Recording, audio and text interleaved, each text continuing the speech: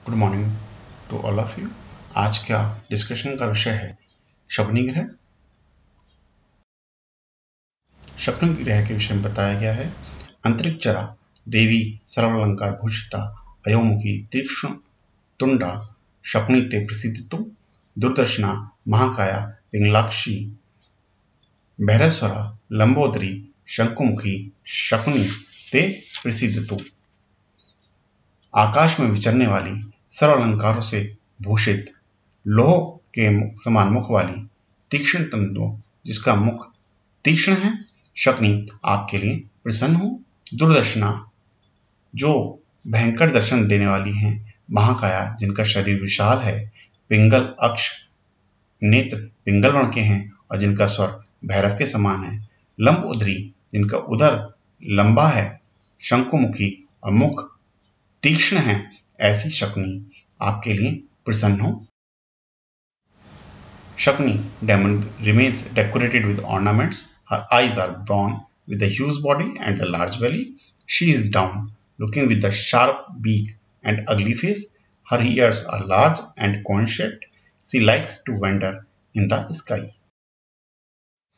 आचार्य वाग्भट ने शकुनी ग्रह के लक्षण बताते हुए कहा है शस्त्रांगत्वम अतिसारो जीवा तालु गले वणा स्फोटा सहदा रुक्पाका संदिशु शिव पुनः पुनः निश्चयी प्रवलियन्ते पाको वक्त्रे गुदे अपीवा भयं शकुनि गंधत्वम ज्वरश्च शकुनि निग्रहे।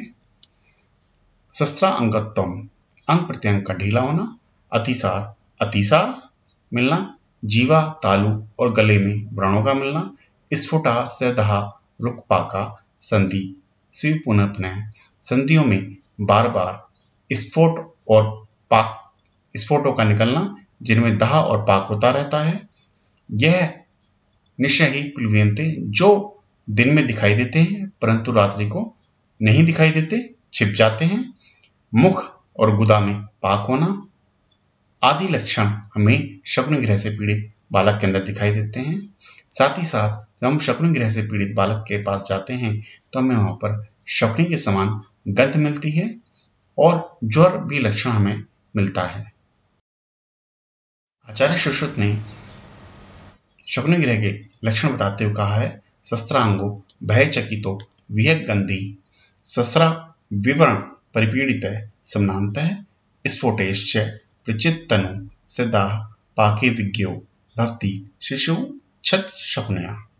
आचार्य सुश्रुत कहते हैं कि अगर कोई बालक शकुनी ग्रह से पीड़ित है तो उसके अंदर हमें लक्षण इस प्रकार मिलेंगे।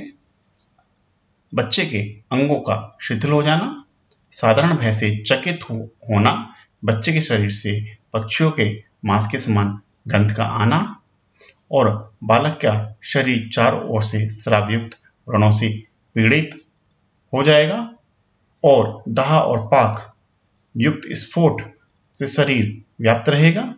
यदि इस प्रकार के लक्षण बालकों में मिलते हैं तो हमें समझना चाहिए कि बालक को शकुनी ग्रह ने आक्रांत कर रखा है या बालक शकुनी ग्रह से पीड़ित है।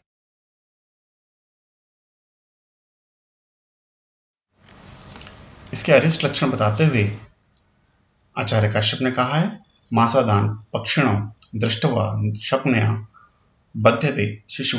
यदि स्वप्न में मांस पक्षी दिखाई दे तो उस बालक को हमें समझना चाहिए कि शकुनी द्वारा मार दिया जाएगा, यानी कि उसको शकुनी ग्रह अत्यंत हानिकारक पीड़ा पहुंचाएगा।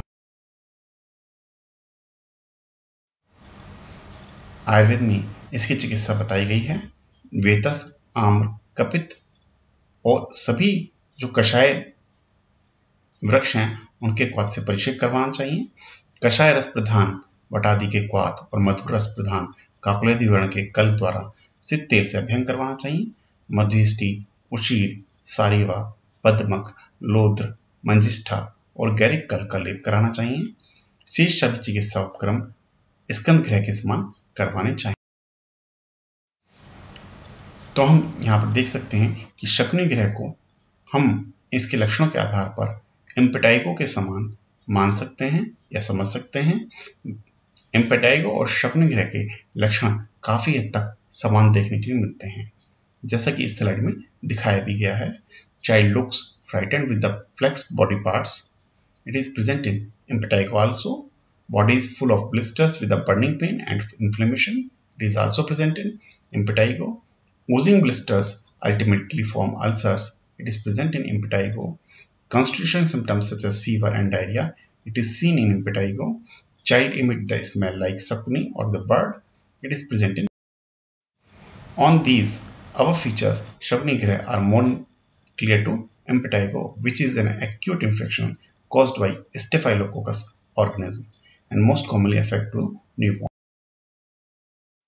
Now impetigo, it is a superficial cutaneous infections common in children during warm weather, particularly on the face. The causative organism is Staphylococcus aureus in 80% cases and Streptococcus pyogenes in 20% cases.